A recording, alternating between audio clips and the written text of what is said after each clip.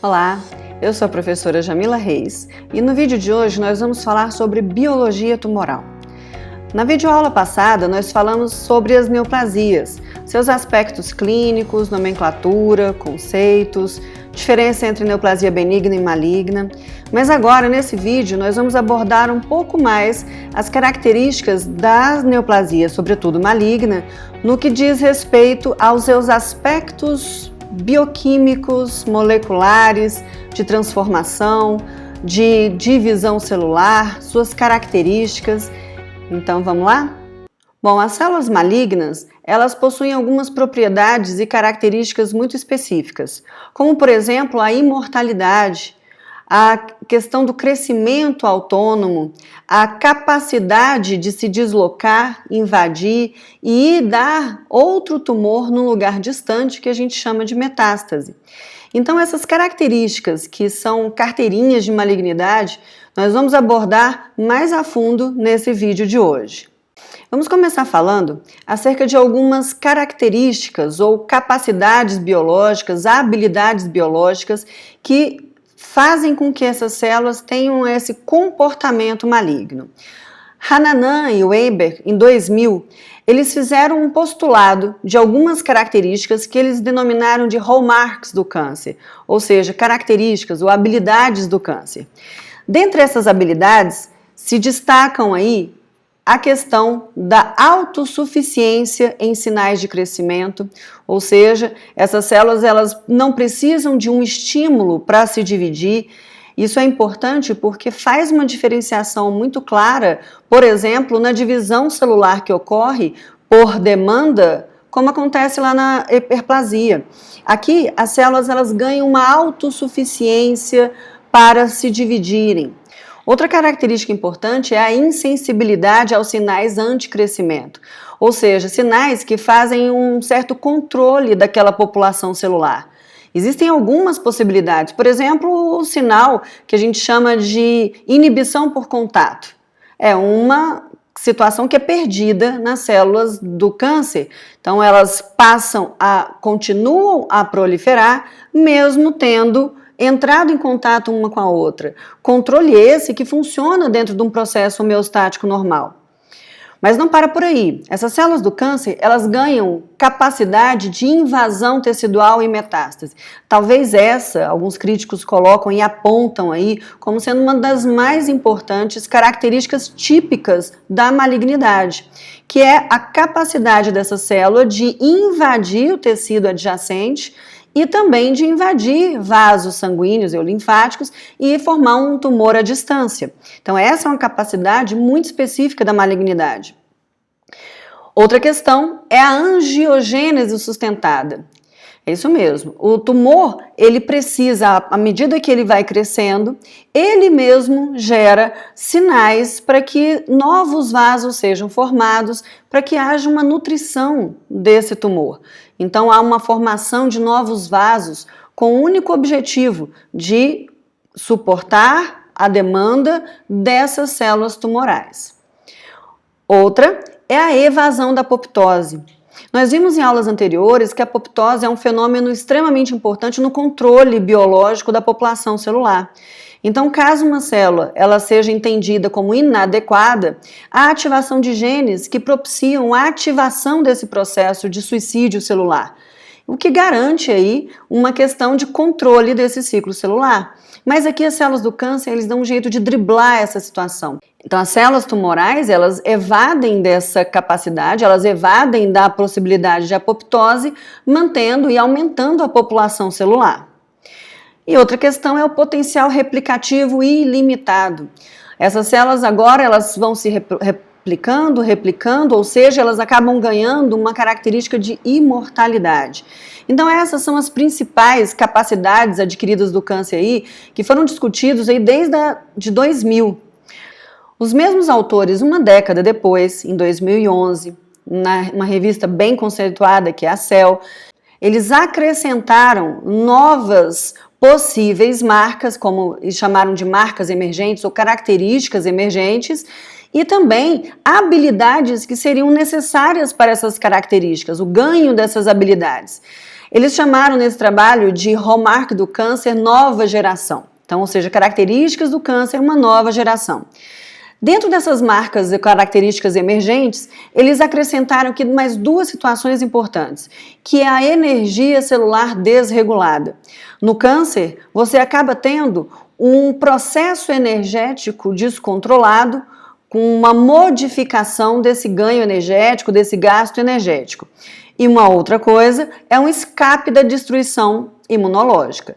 Então aqui, uma década depois, mais estudos foram produzidos e eles conseguiram pensar e organizar melhor essas habilidades, no sentido agora de falar que essas células tumorais, elas acabam saindo ou se evadindo aí da possibilidade das células imunológicas destruírem esse câncer. Então, foi discutido bastante esse escape imunológico. E duas habilidades que são importantes para essas características seriam a instabilidade genômica e mutações e a inflamação promovendo tumores. Então vejam, são novas coisas sendo colocadas aqui como um processo inflamatório, né, que é entendido como um processo de defesa. Aqui eles alertam a possibilidade do processo inflamatório fazer parte de um rol de características que, ao invés de destruir essas células neoplásicas, elas passariam a promover, ou seja, a favorecer a esse tumor. Mas vamos continuar falando, e tem mais características que foram descobertas agora, ou relatadas mais recentemente. Bom, do ponto de vista do crescimento tumoral, existem alguns fatores que influenciam esse processo de crescimento. Quando eu digo crescimento, a gente está falando em mitose. Por que um tumor ele cresce mais rápido do que o outro? Por que um vai ser mais resistente ao tratamento do que o outro? Essas características, esses fatores, eles estão relacionados basicamente a três processos. Um que é a cinética do crescimento das células tumorais. Então aqui a gente está falando na velocidade desse crescimento, nas taxas de crescimento. Segundo ponto importante é a angiogênese. E terceiro ponto é a progressão e heterogeneidade desse tumor. Existem ainda estímulos hormonais e outras influências ainda desconhecidas que modificam e que exercem uma influência no crescimento tumoral. Vamos entrar um pouquinho em cada uma dessas características ou desses fatores. Bom, quando você pensa na cinética do crescimento tumoral, essa imagem do livro do Robbins, ele traz uma seguinte ilustração. Então, a gente tem uma célula aqui normal, ela passa a ser transformada, a gente vai falar nisso na próxima aula, e depois ela continua o seu processo de duplicação. Então, a cinética, ela estuda a velocidade desse crescimento das células tumorais. O que a gente apreende dessa imagem é que de uma célula transformada, para a gente detectar aí 1 grama de tumor, que seria a menor massa detectável clinicamente, ou seja, uma composição tumoral com basicamente 10 a 9 células, né? Você precisaria de 30 duplicações. Então, uma célula que divide em duas que divide em quatro que divide e assim por diante. Quando você parte desse 1 grama de tumor e vai para 1 quilo de tumor, uma massa aí difícil de ser compatível com a vida, que você tem ali um ganho enorme de células tumorais, nós só precisaríamos de 10 duplicações. E aí a gente percebe que aqui, a partir disso, você já poderia ter metástases desse tumor menor, e desse 1 quilo, certamente as metástases já acontecendo. Então, você teria da transformação, a progressão, proliferação dessas células e essas variantes que a gente vai conversar. O que acontece aqui? Essa conta, ela não é exatamente assim. Se a gente partir do princípio, levando em consideração um ciclo de divisão celular de 3 dias, mais 30 duplicações, você teria aí 30 duplicações sequenciais, nós teríamos aí um total de 90 dias para você ter, de uma célula, a gente obter 1 grama de tumor. E essa conta, na realidade, não é assim, não é? Grande parte das vezes, esses tumores eles já são descobertos em tamanhos maiores e que muito provavelmente passaram aí desses 90 dias, né, dessa conta absurda aí. Mas o que acontece? Dentro da cinética do crescimento tumoral, a gente tem que entender que uma célula transformada se divide em duas, que se divide em quatro, e a partir daí você acaba tendo células filhas que ou entram em G0, ou morrem, ou eventualmente se diferenciam e param esse processo de divisão. Ou seja, à medida que essas células vão se dividindo, parte do princípio que nem todas as células filhas, elas continuam nesse ciclo celular. Daí essa conta não ser exatamente desse jeito. Nós vamos chamar o compartimento proliferativo a fração de crescimento. Então, quanto maior a fração de crescimento, mais rápido cresce o tumor. Quanto menor é a fração de crescimento, mais lento cresce esse tumor. Então, a cinética do crescimento tumoral, ela está relacionada aí com a velocidade e que quantas células desse processo, elas ainda se mantêm na capacidade de se dividir.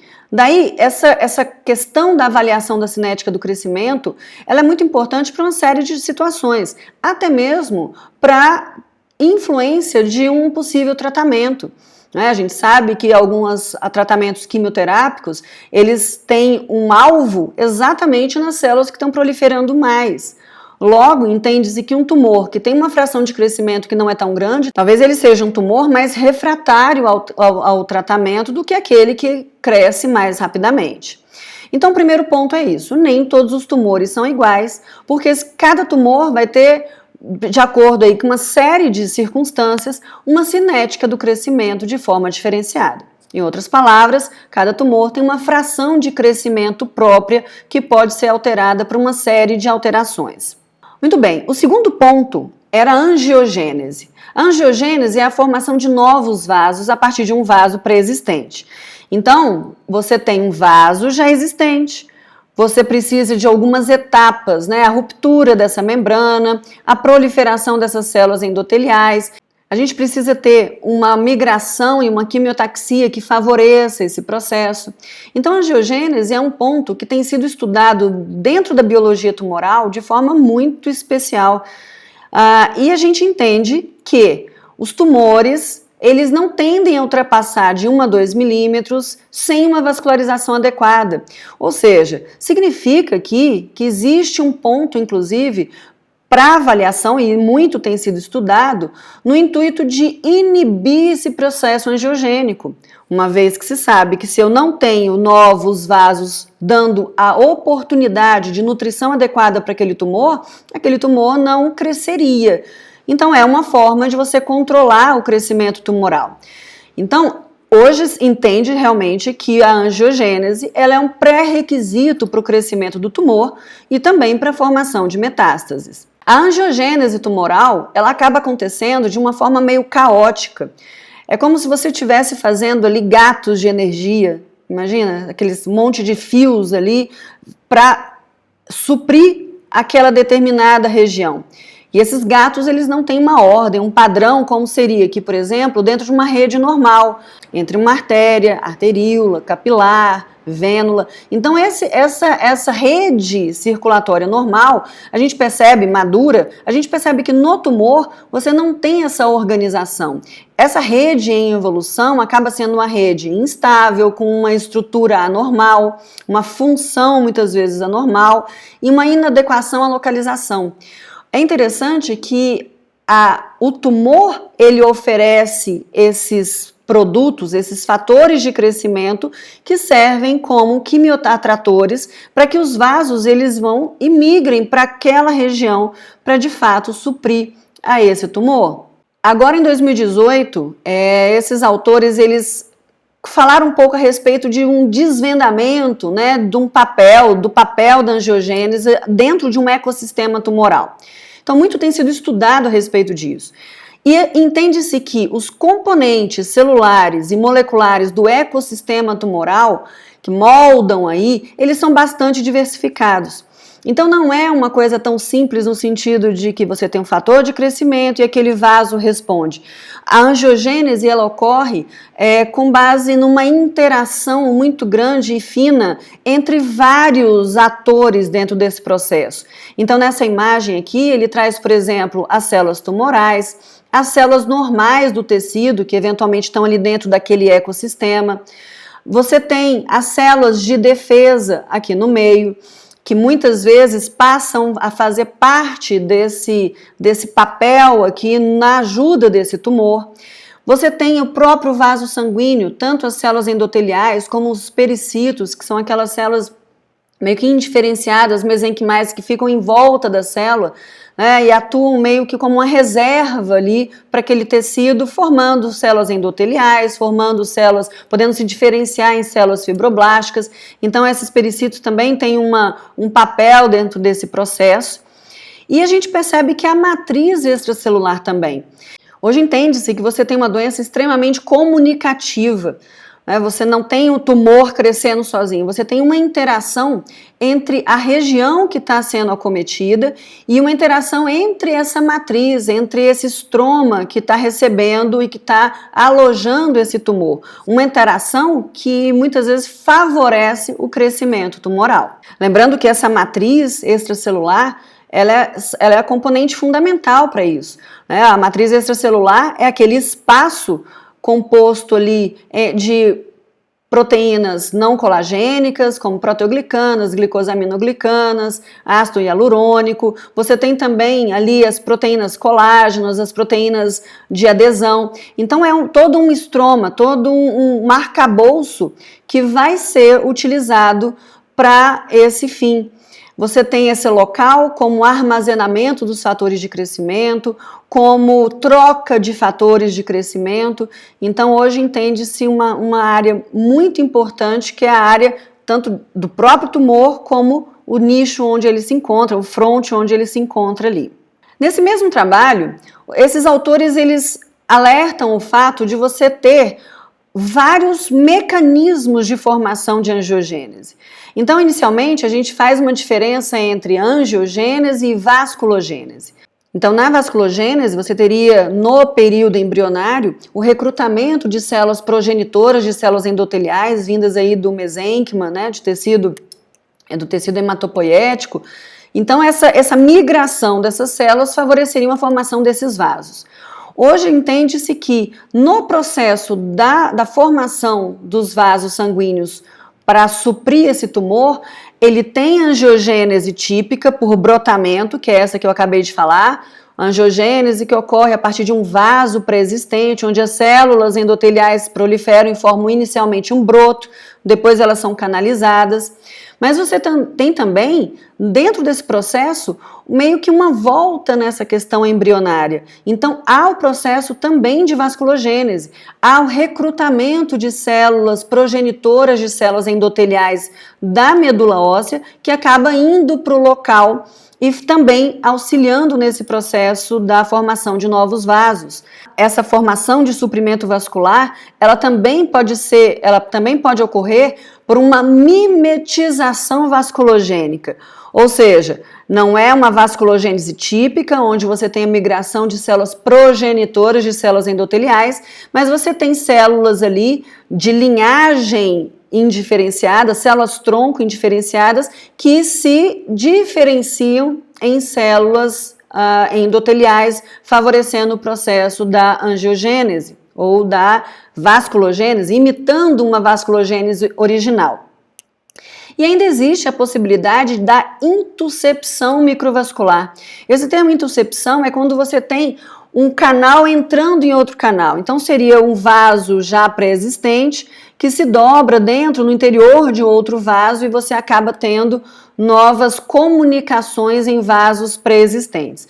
Então percebam que não é um mecanismo só, mas são vários mecanismos que podem suprir esse tumor com novos vasos, de forma caótica e de forma a levar nutriente, levar oxigênio para essas células tumorais e propiciar o seu crescimento progressivo. É interessante que nesse mesmo artigo a gente percebe a complexidade da formação dessa angiogênese, e eu já tinha levantado a lebre que se um tumor ele pode ser inibido o seu crescimento se eu matá-lo de fome, então essa questão para o tratamento ela vem sendo muito discutida. Então aqui, pela essa complexidade de possibilidades de processos, a gente também tem uma gama muito grande de alvos terapêuticos. Então você tem, por exemplo, aqui a possibilidade de você inibir receptores de fatores de crescimento, por exemplo, o VEGF. Eu já tinha falado desse fator na aula de cicatrização, porque lá também ocorre angiogênese.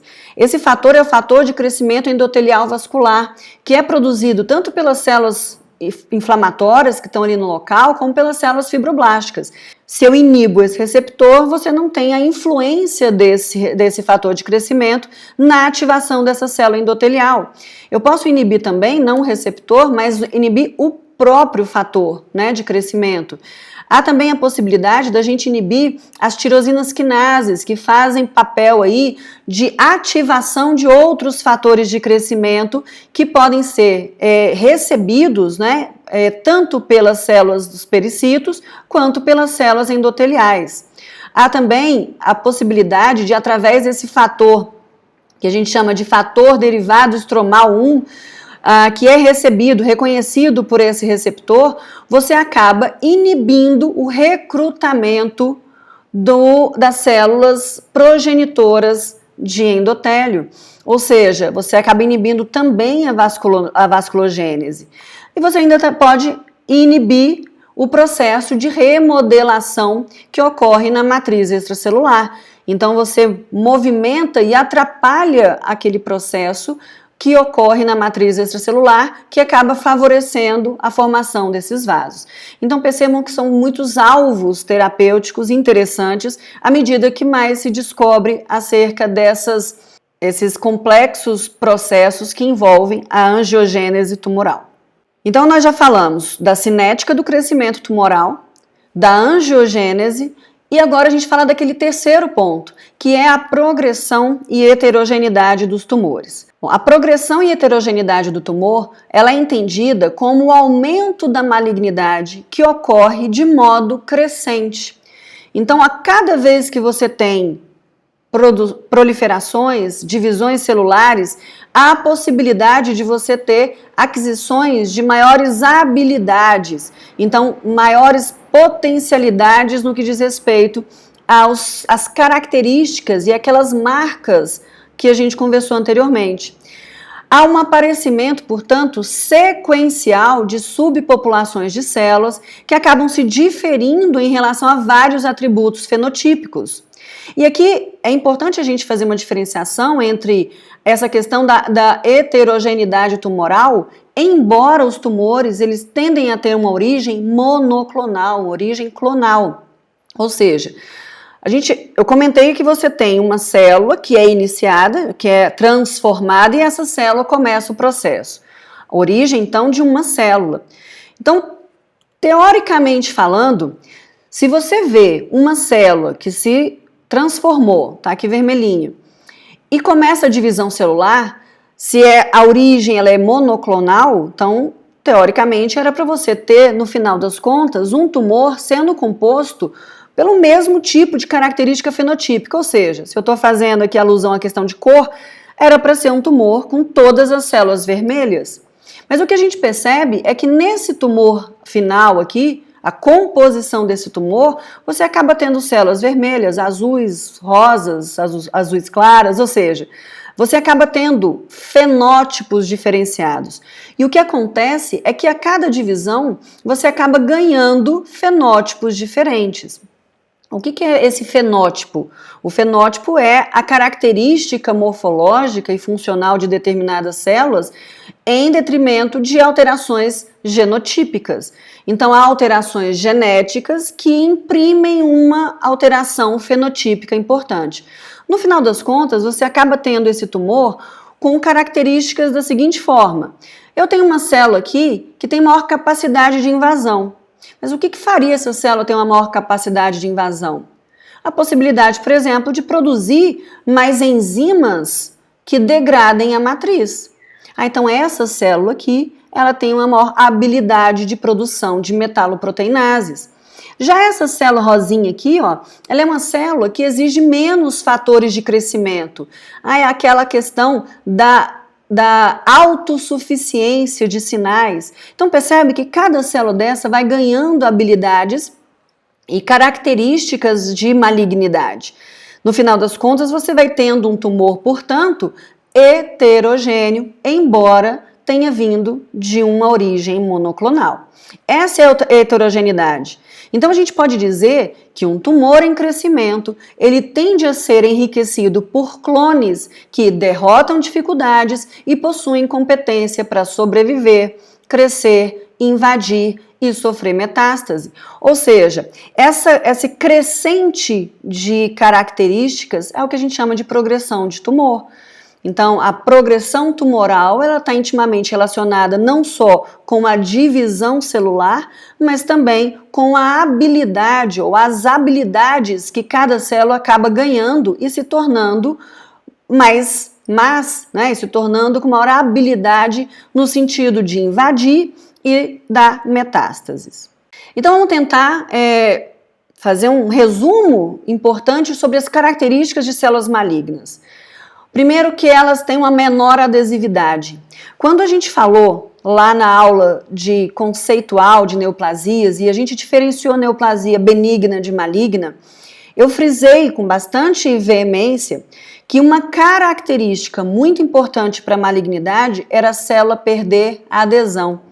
A característica de benignidade, a célula se dividia e se mantinha unida entre si, fazendo, portanto, um tumor, geralmente circunscrito, e que tem dificuldade, obviamente, de invadir.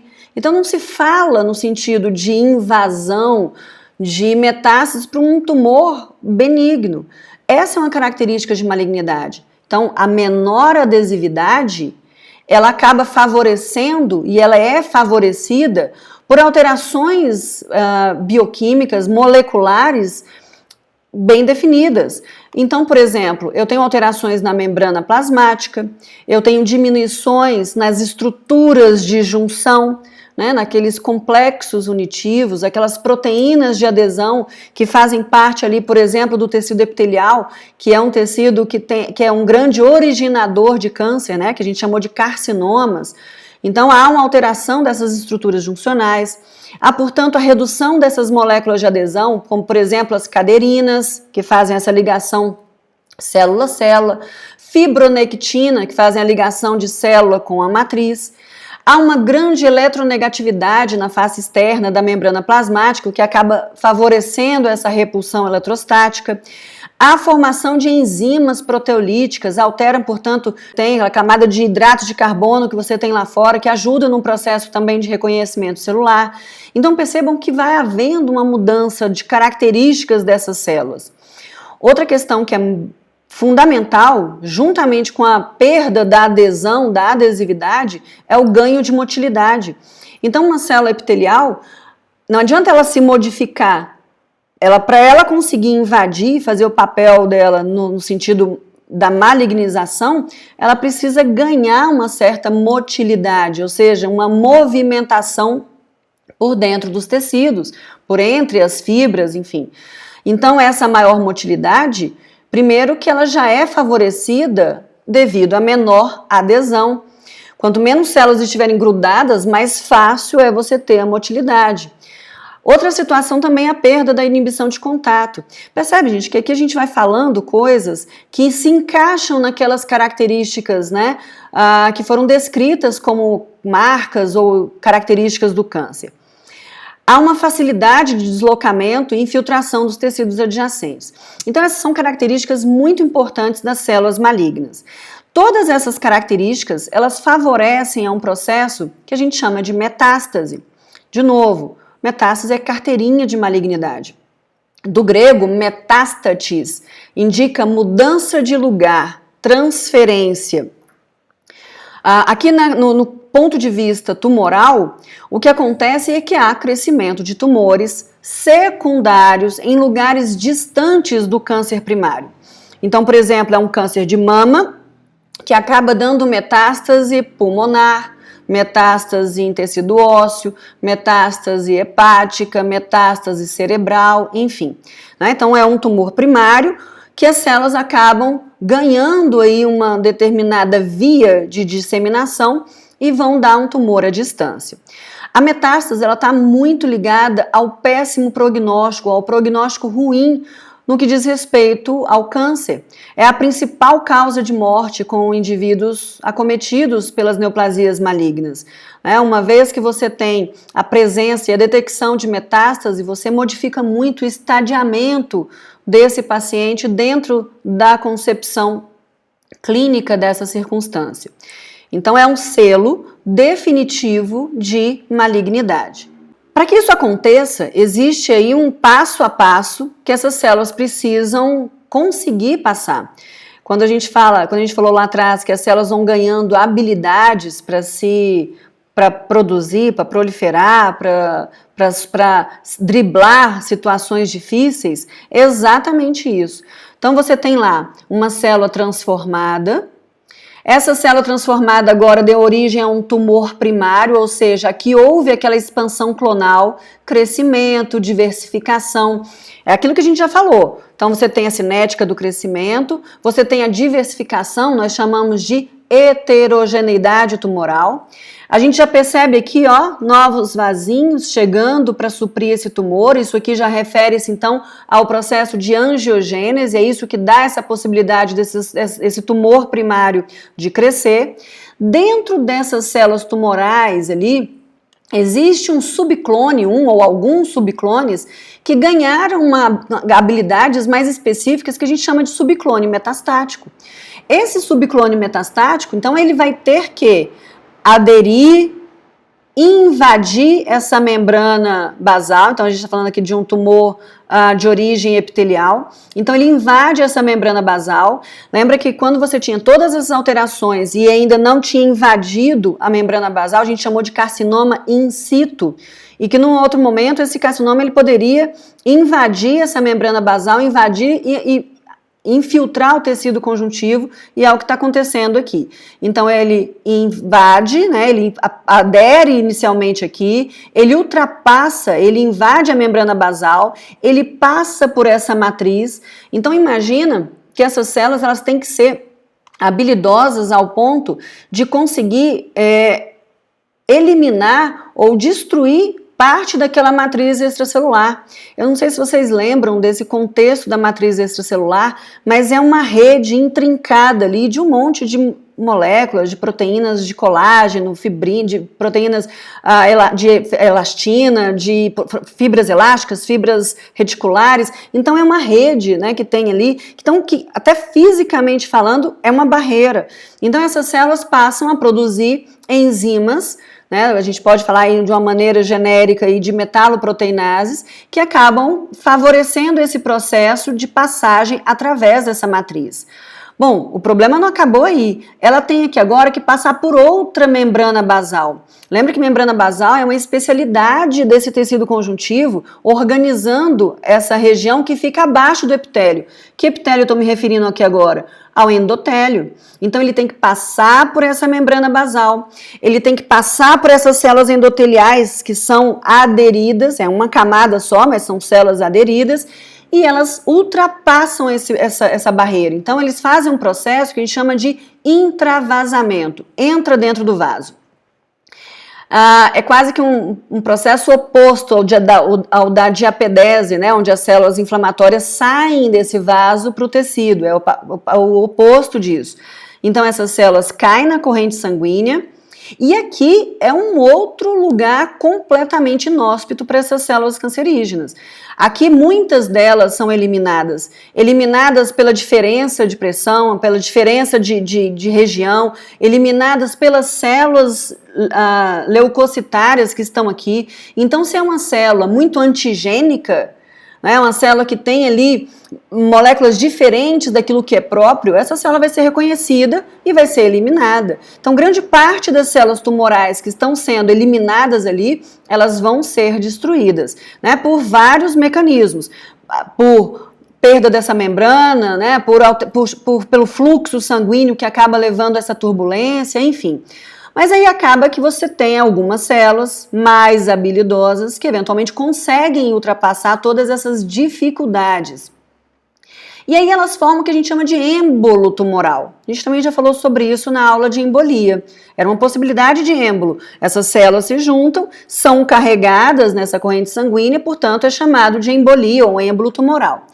É interessante que a união ali com plaquetas, elas chegam a favorecer, elas meio que camuflam essas células tumorais e favorecem esse processo.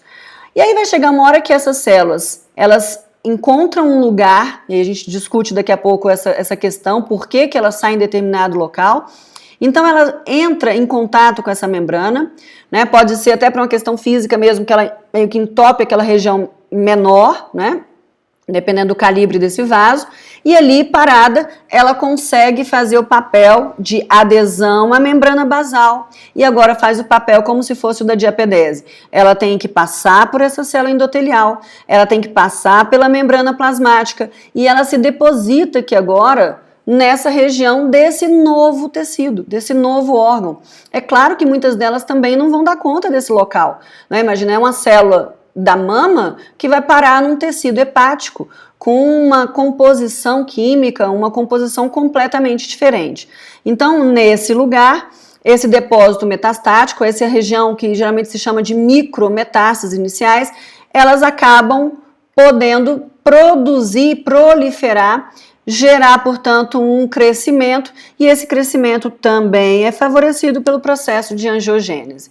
Então é isso mesmo, as metástases também produzem fatores de crescimento porque elas também precisam de uma irrigação própria, uma energia própria para elas através daquela vascularização específica. Então essa é a cascata desse crescimento. Entrando um pouquinho mais na questão da biologia, né, desse tumor, da questão molecular, existe uma transição que a gente chama de transição epitelial mesenquimal. Percebe? Você tem uma célula que é um epitélio e que ela acaba ganhando características de células de mesênquima, de fibroblasto, que tem um formato diferente, né, da célula epitelial, que tem uma habilidade diferente, funções diferentes. Então, isso nós vamos chamar de transição epitelial mesenquimal.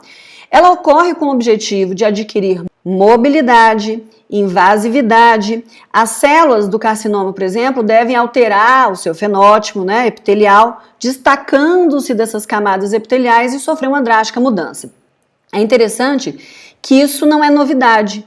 Essa transição epitelial mesenquimal, ela não é uma característica exclusiva das células tumorais. A gente já vê isso acontecendo no período da embriogênese e também no período da cicatrização, né? Há esse processo de transição ali, então há algumas similaridades dentro desse processo. Então, as neoplasias malignas, elas trabalham com potencialidades dessas células desde os primórdios dessas células, né? Elas trazem à tona aí essas habilidades.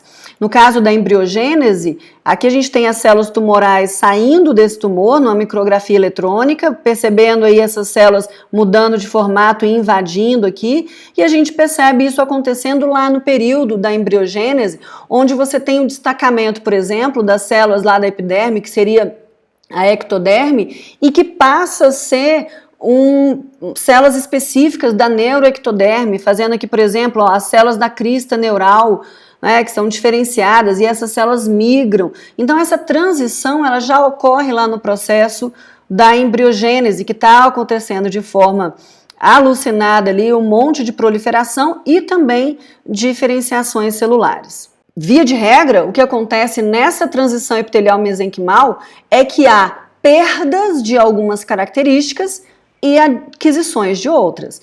Então, nesse sentido, essa célula epitelial aqui, ela perde expressões de coisas típicas do epitélio. Então, há uma alteração, uma perda das expressões típicas, gênicas de epitélio. Em outras palavras, os genes relacionados ali às funções, que são genes que estão relacionados às funções epiteliais, eles acabam sendo silenciados. Então, a perda, por exemplo, da expressão de citoqueratina, que é uma proteína típica epitelial, né, que favorece ali a formação do citoesqueleto, é uma proteína de citoesqueleto. A perda das junções aderentes e oclusivas epiteliais, né, uma característica típica do epitélio são as células serem aderidas entre si. E aí a gente viu que há a perda da adesividade, né? Então essa transição ela favorece essa perda da adesividade no caso dessas neoplasias malignas. Então a perda, por exemplo, de moléculas que são as E-caderinas, que são as caderinas epiteliais. Há uma mudança da polaridade celular epitelial. Quando você olha lá um epitélio, você tem a polaridade, o núcleo está voltado para um determinado polo daquela célula, geralmente para o polo basal. Aqui você perde essas características. E aí, vamos lembrar que a gente já tinha falado um pouco disso. O que é neoplasia? É a perda da diferenciação celular. A gente começa aqui a fazer alguns links daquilo que a gente falou na aula passada. Ou seja, as alterações que a gente percebe, a perda das características dessas células, né, da diferenciação, o processo de desdiferenciação está aqui sendo explicada de uma forma mais molecular. Por outro lado, ela vai adquirindo capacidades mesenquimais. Então, a morfologia semelhante a fibroblasto, a motilidade, invasividade, a resistência à apoptose. Peraí, não é para eu morrer com qualquer coisa, eu preciso ter uma certa resistência, né, a essa morte celular programada. Olha a evasão da apoptose aqui sendo trabalhada. Há uma aquisição agora de junções aderentes, não mais aquelas epiteliais, mas junções como a N-caderina, que vão favorecer o processo de ligação com outras moléculas do tecido conjuntivo ali, né? Moléculas da matriz extracelular. Olha elas produzindo as proteases, as metaloproteinases que eu tinha comentado, né, para que haja a possibilidade de dissolução daquela matriz e favoreça o processo infiltrativo. A expressão de vimentina, integrina, receptores de fator derivado de plaqueta, ou seja, começa a ter agora a expressão de outros receptores, de outras moléculas que vão ser mais específicas e necessárias nesse momento para que possa ocorrer a invasão. Secreção de fibronectina, que a gente vai perceber que ajuda no processo de orientação das migrações. Né? Ou seja, se lá perde a expressão gênica epitelial, aqui há um ganho da expressão gênica mesenquimal. Então, a transição epitelial-mesenquimal, agora, ela também pode fazer um processo de reversão. Então, lá a gente falou da transição epitelial-mesenquimal. É o que está acontecendo aqui, ó. As células estão aqui, do carcinoma in situ, aí elas vão mudando, então elas saem daqui de característica epitelial e vai para a característica mesenquimal de vermelho, tá vendo? Uma transição dessas características para essas células mesenquimais que propiciam a invasão. Aí lá no vaso sanguíneo ela invade, vai embora para sofrer o processo de extravasamento, de metástase. Mas agora, quando ela faz o processo de extravasamento, o que pode ocorrer aqui, o que ocorre aqui após esse extravasamento é uma recolonização e elas revertem. Então eu tenho agora uma transição mesenquimal epitelial. Então elas voltam um pouco às características ali e algumas metástases podem ter características semelhantes aos dos tumores de origem. Então olha que interessante, você tem a transição epitelial e depois dessa metástase a possibilidade da reversão disso. Morfologicamente falando, as metástases, infelizmente a gente não está falando de uma metástase. Geralmente, quando as metástases elas são descobertas, são nódulos múltiplos. E muitas vezes os nódulos têm até características, individualmente falando, de benignidade, porque são nódulos geralmente mais circunscritos, tá vendo? Mas não é um, né? Então você tem 1, 2, 3, 4, 5, 6, 7, 8, enfim. Né? Tá coalhado aqui esse fígado com metástases de um outro tumor primário. Aqui a gente percebe também a possibilidade de um tumor maior nesse pulmão. Aqui nessa outra região, né, uma vista mais externa, você percebe aí esses nódulos projetando ali, exteriorizando. Percebam que você tem uma característica morfológica distinta da cor do tecido de origem, né? É porque o tecido que está crescendo aqui não é originário do tecido que está sendo invadido. Então, você tem características que trazem lá das células que invadem e formam essas várias metástases aqui. Aqui a gente percebe nessa área, né, de medula óssea aqui, você vê a parte de outras metástases acontecendo. Então, a gente tem variações muito grandes das características morfológicas em relação às metástases. Você pode ter metástases que são muito parecidas com o tumor primário, mas você pode ter metástases completamente distintas. Pensa que as células que saíram lá e que migraram são células indiferenciadas, então eu já não consegui entender a origem lá que dirá aqui. Então, muitas vezes é necessário aí para a detecção de qual tumor primário, uma vez que se desconhece o tumor primário, a utilização de painéis também de imunohistoquímica para a determinação, né, das células originárias dessa metástase. Muito bem, a disseminação vascular, ela ocorre devido à agregação de células tumorais dentro do vaso, lembra aqueles êmbolos tumorais que eu falei? A possibilidade da agregação plaquetária ali, ela favorece a sobrevida e também a implantação. Já há protocolos de atendimento onde você visa diminuir essa agregação plaquetária para que gere uma dificuldade no sentido de metástases. E o interessante são as possibilidades metastáticas, não é? Aí vem a pergunta, por que essa célula sai de um lugar e ele vai parar num outro determinado local? Algumas vezes essa resposta é muito simples, por uma questão de lógica física, né? de local, de localização desses órgãos. Então, tumores hepáticos, por exemplo, são tumores muito óbvios, né, pela circulação no sistema porta hepático. Tumores pulmonares também são frequentes, né, metástases pulmonares, pela lógica também, né, dessa circulação passar por esse local. Mas existem algumas teorias, né, metastáticas que estão mais relacionadas ao que a gente chama de tropismo orgânico. Então, algumas questões como a adesão ao endotélio-alvo.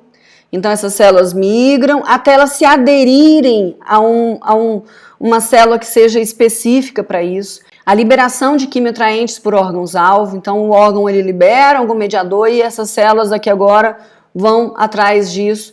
Ambiente não permissivo, ou seja, as células até saem em outros ambientes, mas ali elas não prosperam, né? E elas acabam, aquele tipo de tumor acaba prosperando naquele tipo de órgão.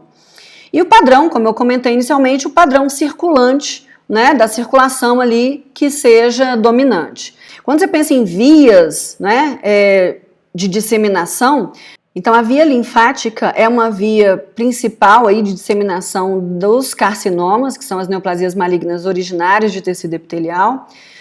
Então acaba sendo, como regra, aí, o primeiro sítio que ele acaba parando. Então é um tumor de mama que acaba parando no linfonodo próximo à mama, é o tumor, um carcinoma de boca que acaba parando no linfonodo submandibular. Então, geralmente, são áreas, né, de localização no próximo linfonodo. A gente vai chamar, inclusive, de linfonodo sentinela, né, que é o primeiro linfonodo.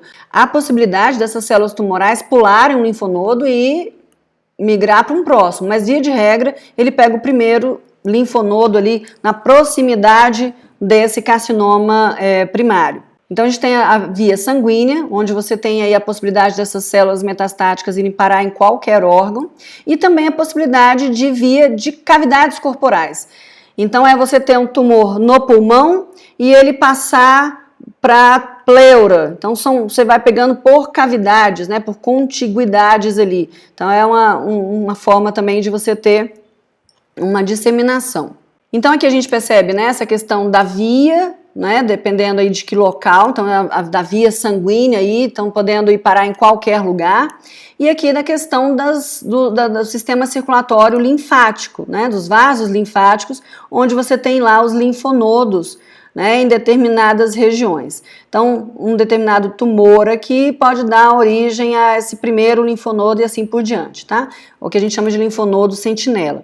É importante a gente comentar que quando você tem a invasão dessas células tumorais nesses vasos sanguíneos, elas ocorrem geralmente mais em vasos menores, capilares, vênulas, né? Porque tem uma parede menor, então a facilidade maior de ocorrer essa invasão nesses ambientes, né? Uma parede mais fina.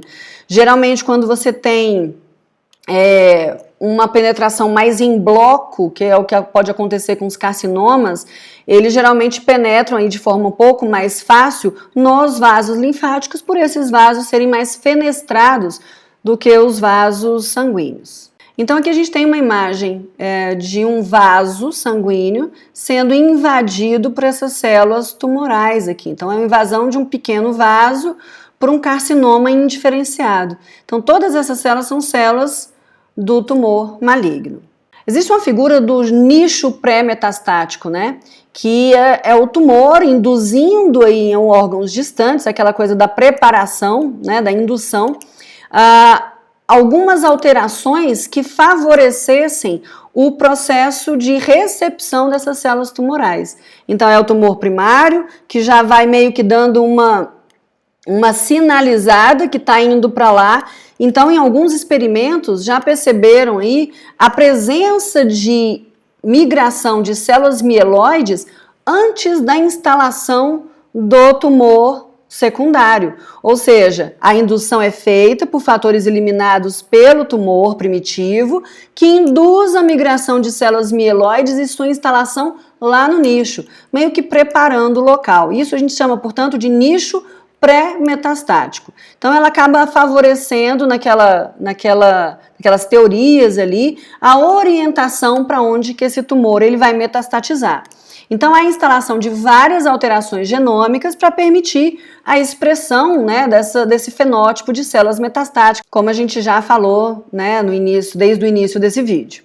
Então, existem genes para metástase e genes supressores de metástase. Então, se você tem um aumento, né, da expressão de genes para metástase, você favorece o tumor. Agora, se você tem, por exemplo, a supressão de genes ou o silenciamento de genes supressores de metástase, você também favorece o tumor, né? Uma vez que esses genes contrabalançariam aí essas possibilidades metastáticas. Então, via de regra, a gente tem, por exemplo, alguns tumores como de próstata, de pâncreas, mama, que tem algumas predileções. Então, próstata, e aqui a largura dessas setas está representando a maior predileção para determinados locais. Então, próstata para medula óssea, para fígado, para cérebro, para pulmão. Pâncreas, né, muito para fígado, até pela questão da localização.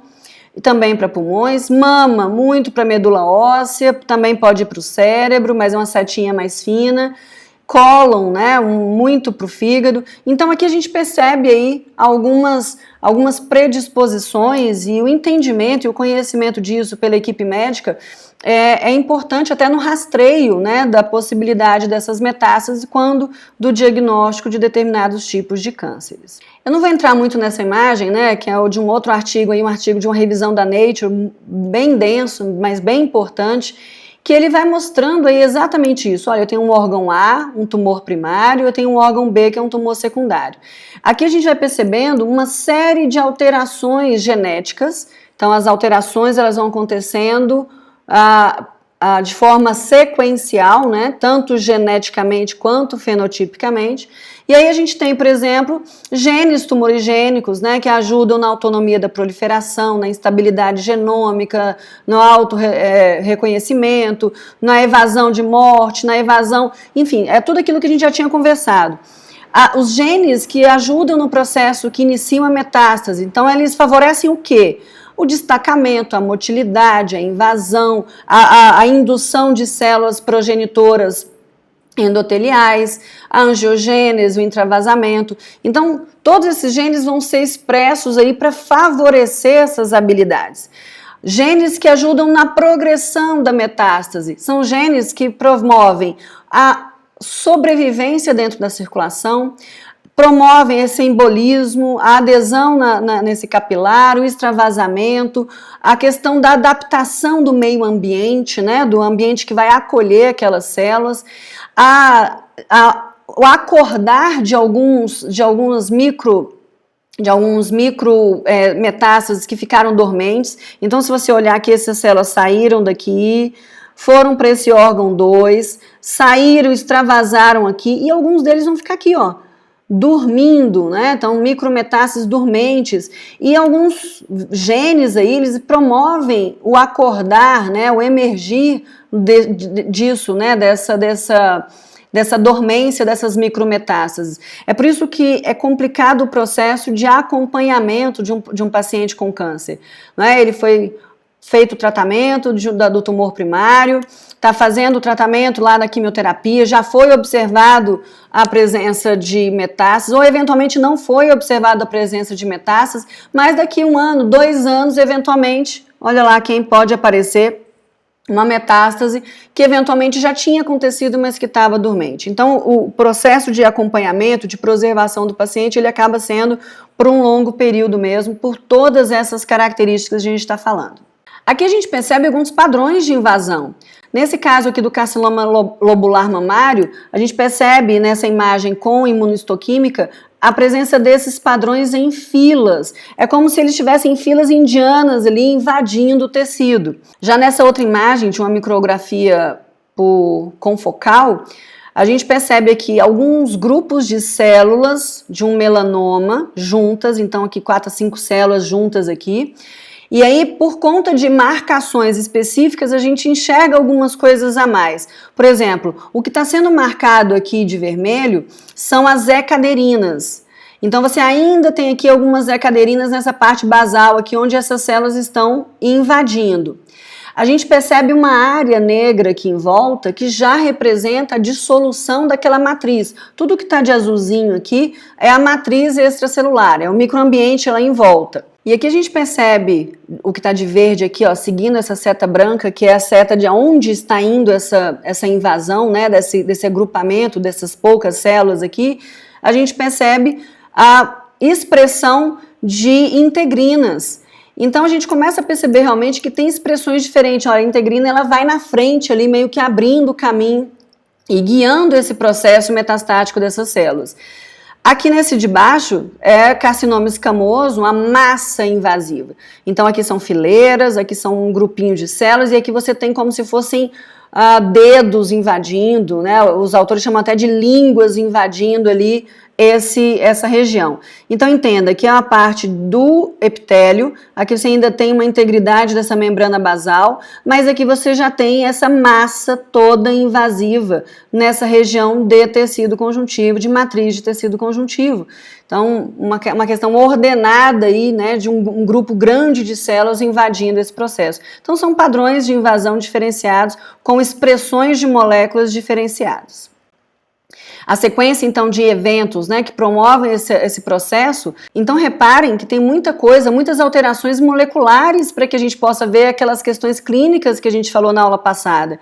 Então, o afrouxamento, a primeira coisa, né, a modificação dessa célula, então aquela transição epitelial mesenquimal que a gente conversou está acontecendo aqui, a expressão, né, de receptores específicos.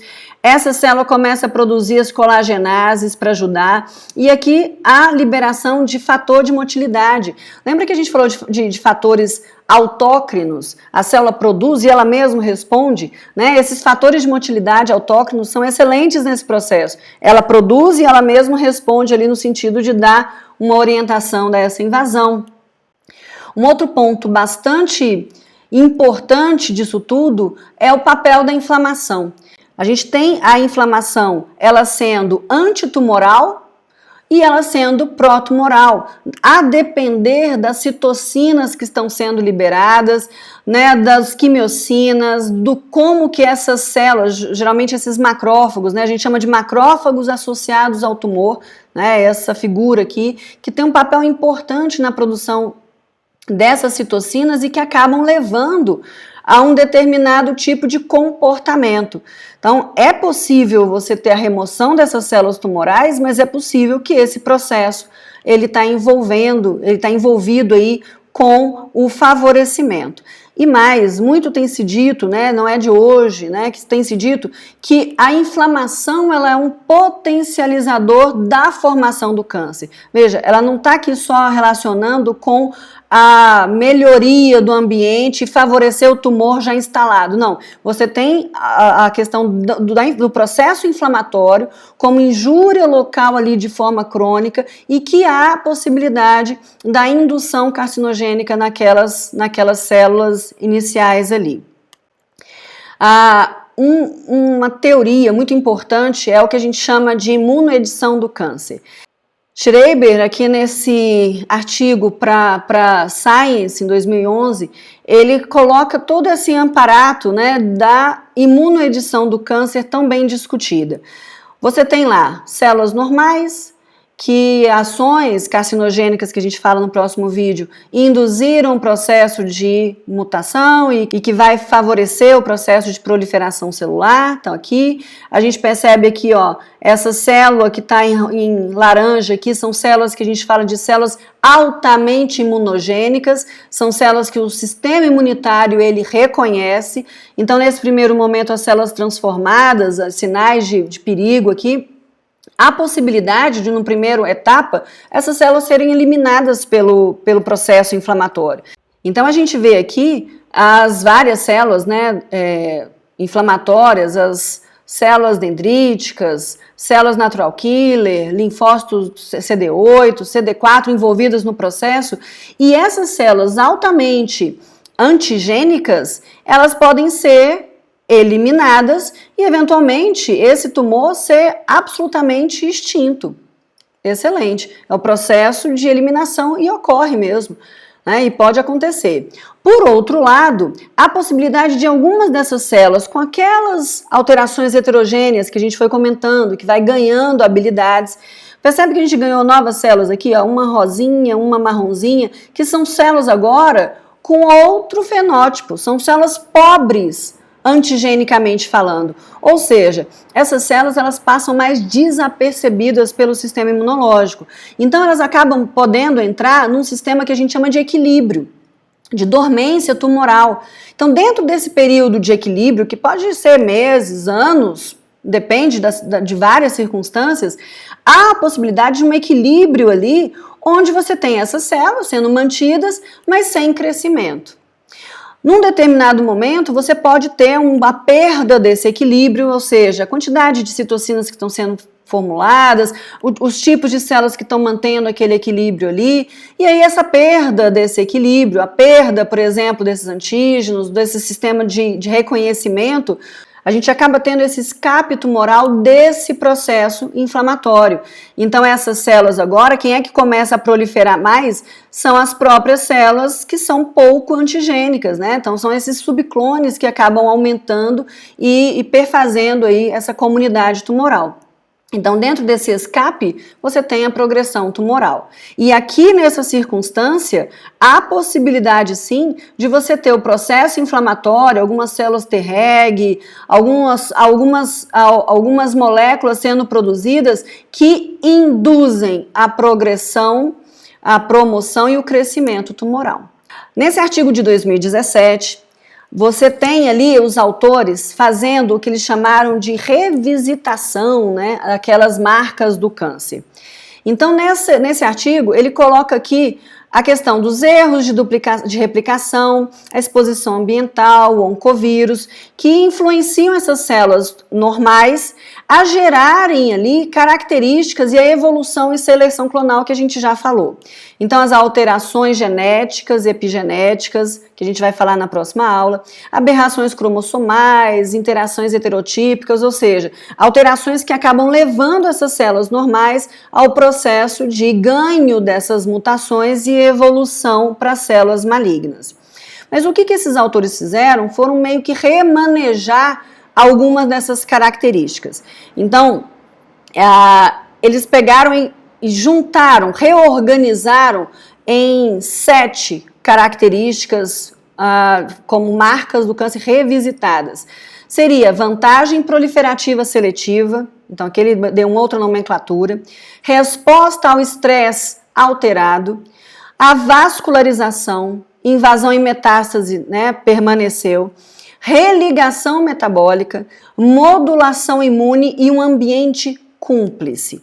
Então, esses são a reorganização depois de discussão, né? A gente está agora em 2017, aquele último artigo da nova geração foi em 2011, então muito tem sido dito e contrabalanceado aí nesses últimos anos.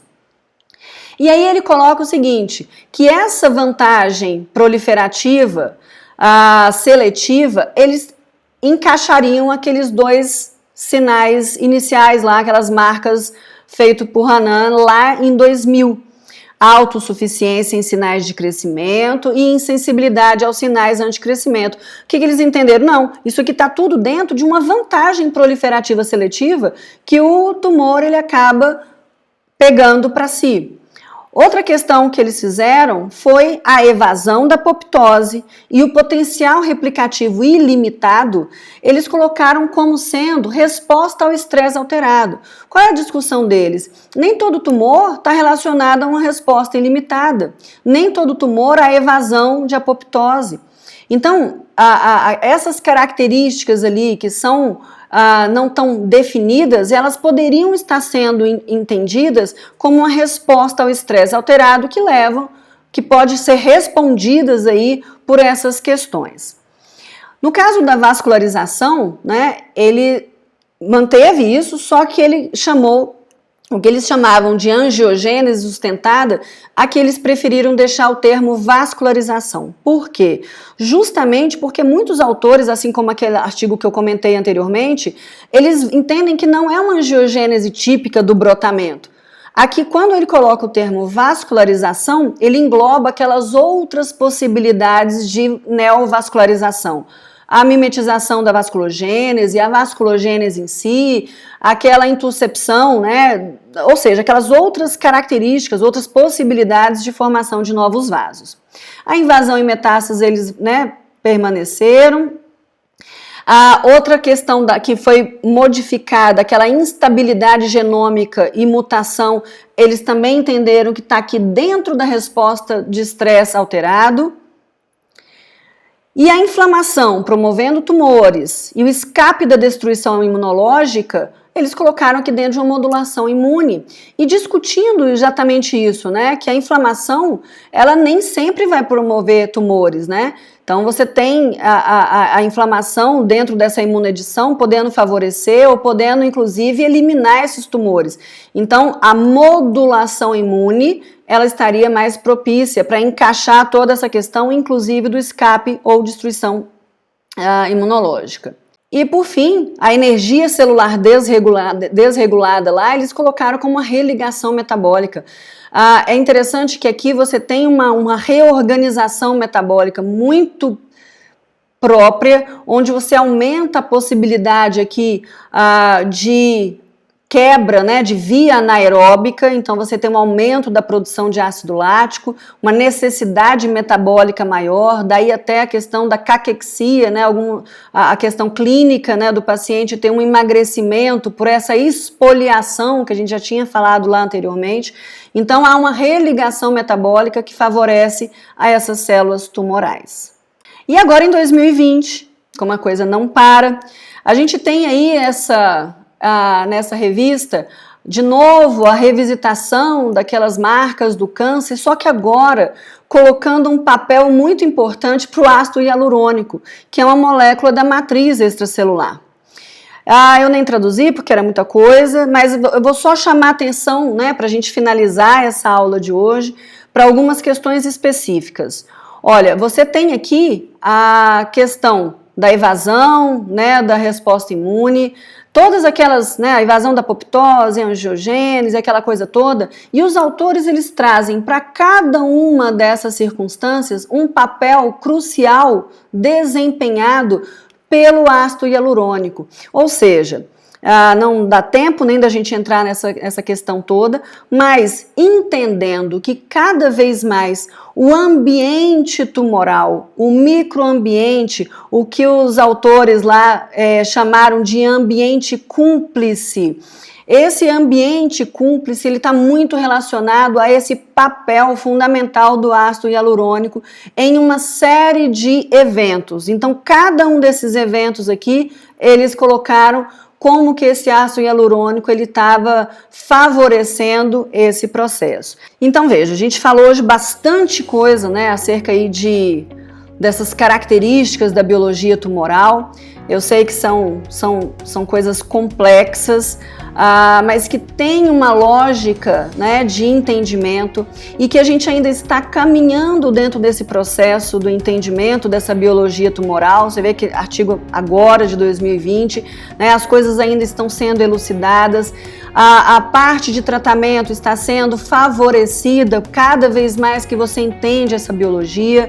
Agora, quanto mais a gente estuda, mais a gente entende que não se trata de uma doença só. Então, câncer, né, são várias doenças dentro desse nome câncer, porque são características completamente distintas de cada tumor, da complexidade desses diversos eventos, e a gente percebe cada vez mais, né, a necessidade de se fazer um tratamento.